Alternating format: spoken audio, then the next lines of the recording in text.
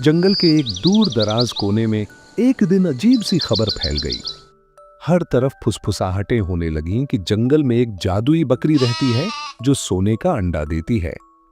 हैरानी की बात यह थी कि ये बकरी न सिर्फ जादुई थी बल्कि किसी ने उसे कभी देखा भी नहीं था।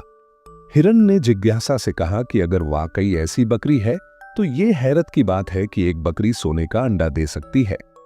बंदर ने भी हैरानी से सिर हिलाते हुए कहा कि वो कोई आम बकरी नहीं होगी, जरूर जादुई होगी। शेर सिंह, जो जंगल का राजा था, ये बात सुनकर गंभीर हो गया। उसने कहा कि अगर ये सच है तो उसे ढूंढना आसान नहीं होगा और शायद वो बकरी जंगल के किसी ऐसे हिस्से में छिपी हो जहां पहुंचना मुश्किल हो। उसने सभी जानवरों को इकट्ठा किया और उनसे कहा, कौन मेरे साथ है? सभी जानवरों ने एक स्वर में कहा, हम सब आपके साथ हैं महाराज। शेर सिंह ने फैसला सुनाया कि 7 दिन बाद वो सब बकरी को ढूंढने निकलेंगे और उन 7 दिनों में हर जानवर अपनी रणनीति से बकरी का सुराग लगाने की कोशिश करेगा। इस तरह तलाश की यात्रा शुरू हुई।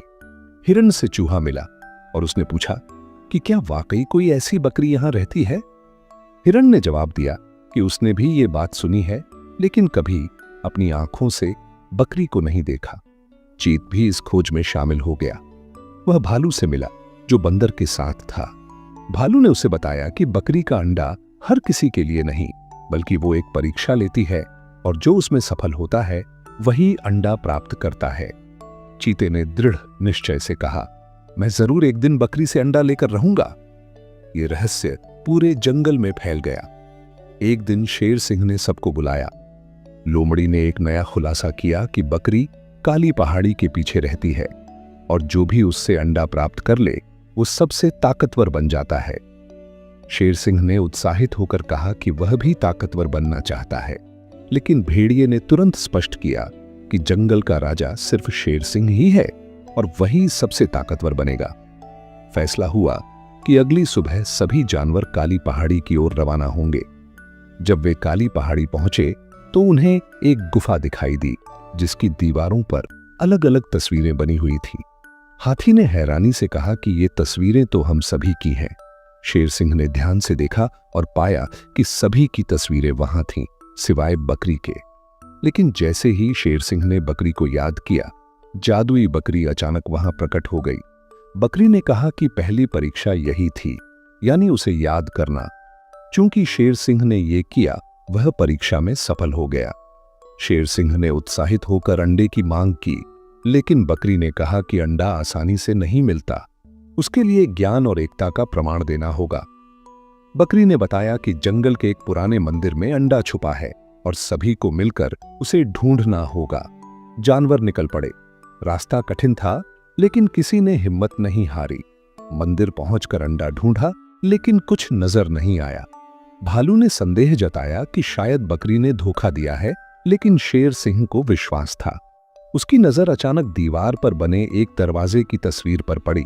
उसने तस्वीर हटाई तो एक गुप्त रास्ता खुल गया। शेर सिंह ने कहा, यही बकरी की पहेली थी, सही दरवाजा ढूंढना था।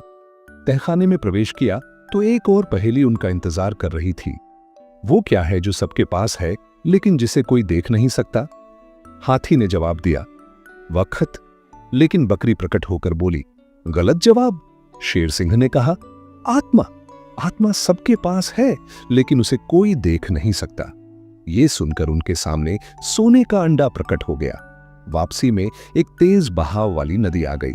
शेर सिंह ने कहा कि दूसरा अंडा नदी के पार है लेकिन बहाव बहुत तेज है। हिरन ने चिंता जताई, मगर शेर सिंह ने याद दिलाया कि बकरी ने एकता की बात की थी। सबने मिलकर पुल बनाया और पार कर गए। उन्हें दूसरा अंडा भी मिल गया। अब तीसरा अंडा एक गुफा में था। शेर सिंह ने कहा, अगर मुझे देर हो जाए तो समझना मैं मुश्किल में हूं। वह गुफा में गया। अंदर एक बड़ा आईना था। जैसे ही उसने खुद को देखा, वह आईने में कैद हो गया। जब देर हुई तो बाकी जानवर गुफा में आए और आईना तोड़कर शेर सिंह को आजाद कराया। बकरी फिर प्रकट हुई और कहा कि वे तीसरी परीक्षा में भी सफल हो गए। शेर सिंह को सोने का अंडा दिया गया और बताया गया कि अब वह महाबलवान बन जाएगा। शेर सिंह ने बकरी से पूछा कि वह इतनी ताकत से क्या करेगा। बकरी मुस्कुराकर बोली, मैं तुमसे यही उम्मीद रखती हूं। जाओ, अपने जंगल में खुशियां फैला दो। शेर सिंह ने अंडे को सुरक्षित रखा और जंगल की सेवा में लग गया। जल्द ही जंगल में शांति और खुशहाली छा गई।